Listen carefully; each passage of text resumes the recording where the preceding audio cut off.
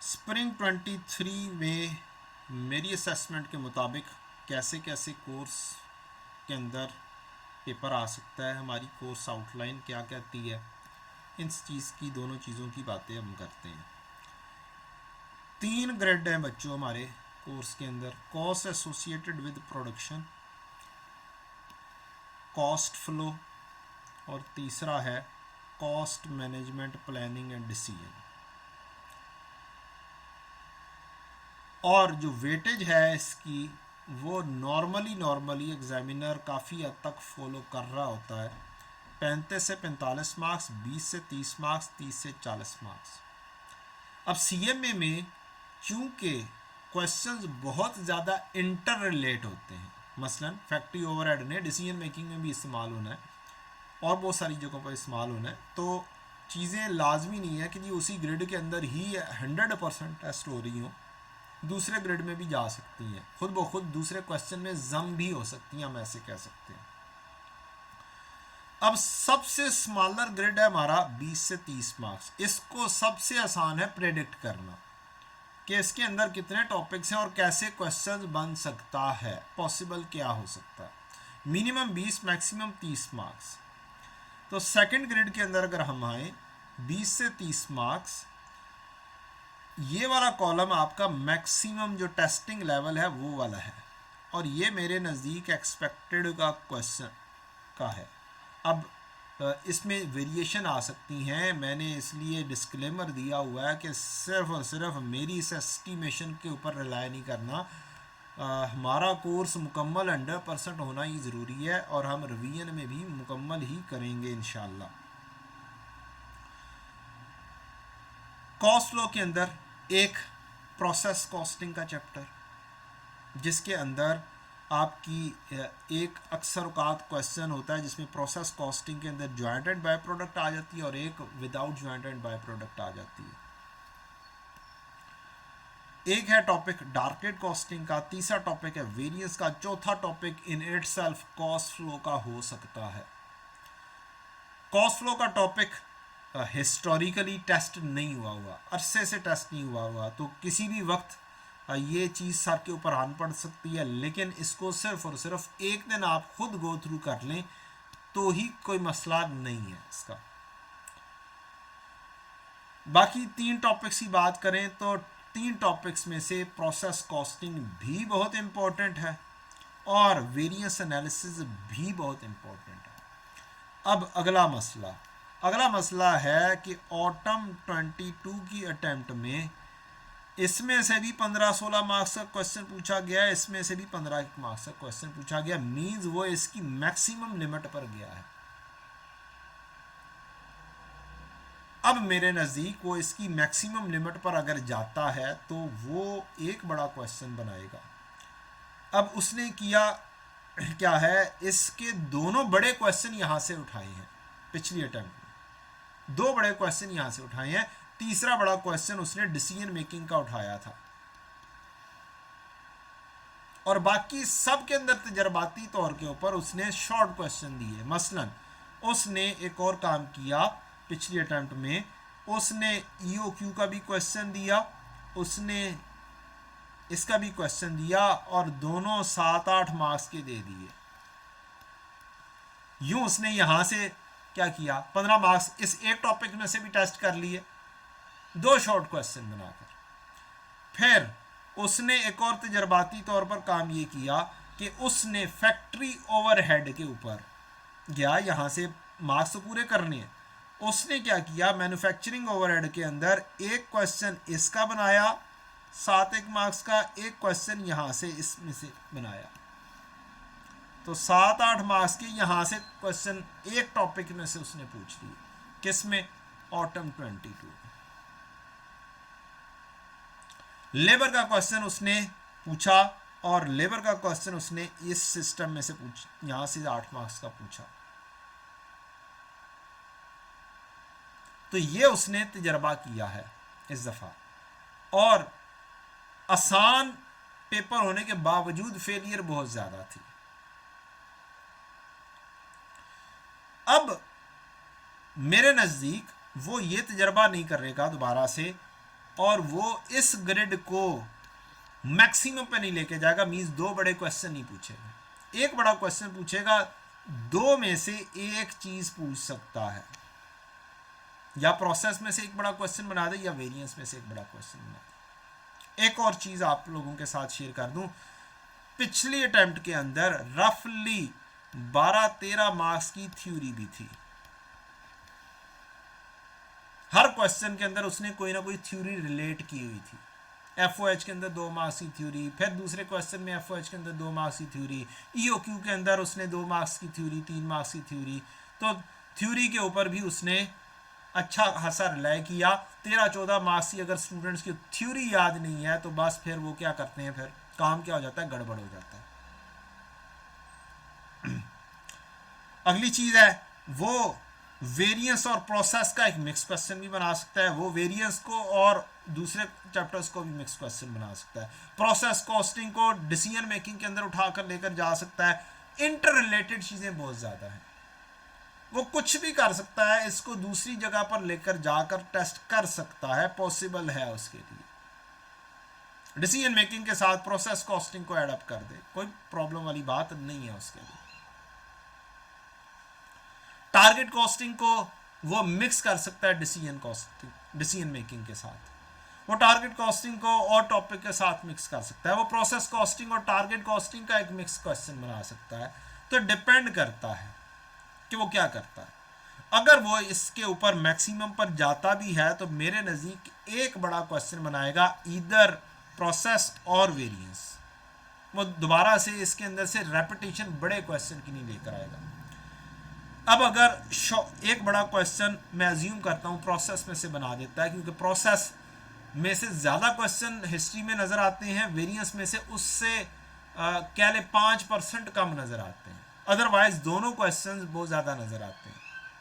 तो अगर मैं कहूं कि 15 मार्क्स का क्वेश्चन वो प्रोसेस में से उठाता है, तो शॉर्ट क्वेश्चन में से वो इसमें से भी लेकर जा सकता है, इसमें से भी टेस्ट कर सकता है। मोस्ट प्रोबेबली टेस्ट कर भी ले तो कोई पता नहीं है, क्योंकि जो सबसे ज्यादा इंपॉर्टेंट जो मार्क्स हैं, यहां पर सबसे ज्यादा मार्क्स हैं, यहां पर से चीजें दूसरी जगहों पे बहुत ज्यादा रिलेट होती हैं। प्रोसेस में रिलेट होती हैं, डिसीजन मेकिंग में रिलेट होती हैं, तो चीजें वहां पर ज्यादा रिलेट होती हैं, वो उधर जम भी कर लेता होता है। अब बात करते हैं, तो ये एक चीज इंपॉर्टेंट है। मैं अब एक ये टॉपिक भी नहीं छोड़ सकता, ये भी टॉपिक नहीं छोड़ सकता, नहीं पता। टारगेट कॉस्टिंग एक ऐसा चैप्टर है जिसके अंदर सिर्फ एक दो छोटे से कॉन्सेप्ट्स है। कॉस्ट गैप वाला काम है, उसका फार्मूला आना चाहिए, क्वेश्चन आ जाएगा तो कर दे, नहीं आता तो छोड़ दे। मार्कअप मार्जिन है वो पूरे के पूरे चैप्टर्स में हर जगह पे शामिल होता है। तो ये दो इंपॉर्टेंट चैप्टर हैं इस ग्रेड में से, और इन दोनों टॉपिक्स में से क्या लें, दोनों टॉपिक्स में से मस्ट क्वेश्चन है। वो ये भी कर सकता है दोनों के शॉर्ट क्वेश्चन बना दे, इसके 12 मार्क्स रख दे, इसके 8 मार्क्स रख ले, दोनों को जम करके 20 मार्क्स तक भी लेकर जा सकता है। अब अगली चीज आते हैं थर्ड ग्रेड पर। सेकंड नंबर पर ये वाला ग्रेड है जो कम मार्क्स वाला है, 30 से 40 मार्क्स। अब एक चीज 100% श्योर है कि वो डिसीजन मेकिंग में से आउट नहीं हो सकता। उसकी रीजन, इस डिसीजन मेकिंग के अपने अंदर कोई 3-4 टॉपिक्स हैं। मेक और बाय डिसीजन सबसे आसान में से कंसिडर होता है। स्पेशल ऑर्डर में रेलेवेंट कॉस्टिंग आती है। जो मुश्किल टॉपिक्स हैं वो फर्दर प्रोसेसिंग का है और शट डाउन डिसीजन का, ये दो मुश्किल टॉपिक्स में से कंसिडर होते हैं। जब जब इसका क्वेश्चन देता है तब मुश्किल हो जाता है क्वेश्चंस करना, लेकिन अगर बच्चे अच्छे तरीके से परफॉर्म करते हैं तो इस मुश्किल क्वेश्चन में से वो आराम से 7-8-9 मार्क्स ले सकते हैं।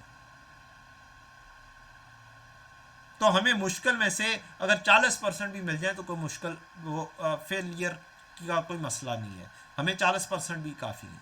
हम आसान टॉपिक्स में से नहीं लूज होने चाहिए। जहां पर स्टूडेंट आसान टॉपिक में से मार्क्स लूज करता है वो फेल होता है, क्योंकि मुश्किल तो उससे भी मुश्किल है, वहां से तो लूज करने ही करनी है ना। तो जो उनसा स्टूडेंट आसान में से भी लूज कर जाता है, मींस कह सकते हैं वो एक बड़ी सिंपल सी बॉल के ऊपर वो कैच पकड़ा देता है तो फिर वो आउट हो जाता है, और यही काम होता है। अच्छा, अब उसने रिसेंट अटैम्प्ट में जो तजर्बा किया है 15 मार्क्स यहाँ से दिए हैं, को 15-17 यहाँ से दिए हैं, 7 मार्क्स यहाँ से दिए हैं, तो अब मेरे नज़दीक वो ये वाला तजर्बा नहीं करेगा। अब मेरे नज़दीक वो 17 मार्क्स यहाँ से देगा, यहाँ से सीवीपी को ज़रा सा एक्सटेंड करके 10-12 मार्क्स तक ले जाएगा, और इसमें से एक शॉर्ट क्वेश्चन पूछेगा, क्योंकि उसने 30 मार्क्स एट मिनिमम पूरे करने ही करने हैं, तो उसके लिए ज़रूरी है वो 30 मार्क्स तक तो कम से कम पहुँचे ही पहुँचे। तो ये 3 टॉपिक्स हो गए एक हिसाब से 100% पूछने ही पूछने। अब अगर मैं बात कहूं कि वो जिस तरीके से उसने यहां पर तजर्बा किया है, क्या वो ये तजर्बा यहां पर भी नहीं कर सकता? बिल्कुल कर सकता। मींस वो डिसीजन मेकिंग में से ही 2 क्वेश्चन बना ले, एक रेलेवेंट कॉस्टिंग का क्वेश्चन बना दे, एक शटडाउन का क्वेश्चन बना दे, पॉसिबल है। लेकिन अभी तक हिस्ट्री में देखा नहीं गया, हिस्ट्री में ये चीज भी नहीं देखी गई थी कि एक ही टॉपिक में से 2 क्वेश्चन वो बना दे। ये एक ही टॉपिक है, एक ही चैप्टर है जिसमें से 2 क्वेश्चन उसने बनाए हैं, लेकिन चूंकि इसको ABCDEF तक का ये नाम दिया गया, उसने कहा कि अच्छा कोई मसला नहीं है, इसको भी चेक करते हैं, इसको भी चेक करते हैं।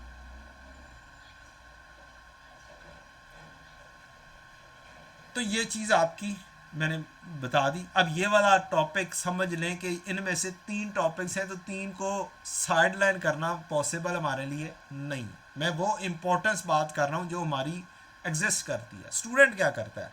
स्टूडेंट कहता है यार रिसेंट टाइम में ये वाले पेपर में आए हैं क्वेश्चन, इवन कुछ लोग कहते हैं कि मोस्ट इंपॉर्टेंट टॉपिक्स ये है, तो बेटा ये तो सिर्फ 30 से 40 मार्क्स को रिप्रेजेंट करते हैं, बाकी 60 मार्क्स किधर हैं? तो बाकी 60 मार्क्स को ये रिप्रेजेंट करते हैं। अब 35 से 45 मार्क्स का ग्रेड वैसे ही वो गायब कर देते हैं कि ये वाला चीज है ही नहीं।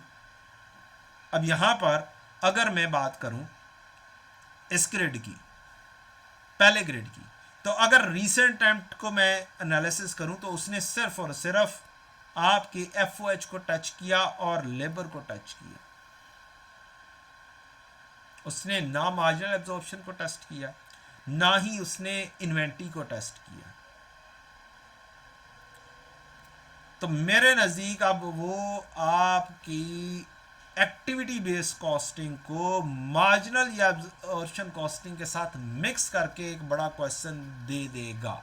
आई बिलीव इट सो, देना चाहिए उसे। अब वक्त आ चुका हुआ है कि वो ये वाला क्वेश्चन बना दे, उसे बना लेना चाहिए। अब एक बड़ा क्वेश्चन फिर मेरे नज़दीक बहुत श्योर हूं, और मैं ये वाला क्वेश्चन करवाऊंगा, मैं क्वेश्चन ये करवाऊंगा आप लोगों को इंशाल्लाह। मींस इन दोनों का मर्जर करके एक क्वेश्चन हम करेंगे इंशाल्लाह। ये काम हो गया। और दूसरी चीज, इन्वेंट्री की वैल्यूएशन ना तो FAR 1 में है, ना ही FAR 2 में है, एक CM में है, या इससे पिछले लेवल पर PRC है। PRC 4 में MCQ बेस्ड है, और यहां पर भी एक अरसे से ये टेस्ट नहीं हुआ, तो ये किसी भी वक्त आपके सर के ऊपर आन पड़ सकता है। इन्वेंटरी वैल्यूएशन मेरे नजदीक यहां से उसको टेस्ट करना चाहिए है। और एक शॉर्ट क्वेश्चन आपका लर्निंग कर्व, काफ़ी अरसे से उसने उस तरीके से नहीं पूछा हुआ, तो मेरे नज़दीक लर्निंग कर्व का एक क्वेश्चन बनना चाहिए जो कि लेबर में से टेस्ट हो। तो ये मेरे नज़दीक पॉसिबिलिटीज़ हैं जो सबसे ज़्यादा मुझे लगता है कि ये वाला क्वेश्चन ना मार्जिनल पूछा गया तो मार्जिनल भी आ सकता है, एक्टिविटी बेस्ड कॉस्टिंग में FOH से मिलता जुलता काम भी आ जाता है। देयर इज चांसेस कि वो FOH और ABC का क्वेश्चन बना दे।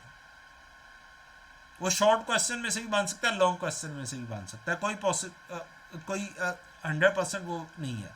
मीन्स मैं सिर्फ FOH दूं और ABC दूं, दैट इज आल्सो पॉसिबिलिटी। तो ये एक सिनेरियो मैंने आपके सामने रख दिया है, और पूरा कोर्स आउटलाइन मैंने आपके साथ डिस्कस कर दी है कि कोर्स आउटलाइन में कौन कौन सी चीज़ कहाँ कहाँ पर है और कैसे कैसे पेपर बनता है या बनना चाहिए है। तो हम ये कह ही नहीं सकते, चाहे ये मार्क्स मर्ज करके बनाए चाहे ये मार्क्स मर्ज किए बगैर बनाए, इन टॉपिक्स ने टेस्ट होना ही होना है। इतने मार्क्स तक का उसको टेस्ट करना है। 35 मार्क्स तो मिनिमम है। अब मिनिमम 35 मार्क्स भी पूरे करने हो तो वो कैसे पूरे करेगा। 8 मार्क्स मैंने ले लिए लेबर में से, एक शॉर्ट क्वेश्चन दूर से नजर आता है, अब मैं कहां से पूरे करूं। मेरे पास बामरे मजबूरी मुझे कोई ना कोई एटलीस्ट 2 टॉपिक चूज करने। रिसेंट टाइम में उसने ये FOH को चूज कर लिया। अब I don't believe it so, जो एक चीज पहले से 2 शॉर्ट क्वेश्चन के साथ टेस्ट हो गई है, अब वो 2 ही शॉर्ट क्वेश्चन के साथ टेस्ट हो, तो कोई ना कोई और टॉपिक उसने लेकर जाना है। तो या वो इन्वेंट्री को चूज करेगा, या वो ABC को चूज करेगा, या वो मार्जिनल को चूज करेगा। तो मेरे ख्याल में वो ABC और मार्जिनल का भी एक मिक्सचर बना सकता है और ABC और FOH का भी एक मिक्सचर बना सकता है। और एक क्वेश्चन बहुत देर हो गई है, इन्वेंट्री का पूछा जाना चाहिए, इन्वेंट्री वैल्यूएशन अब उसे पूछ लेनी चाहिए।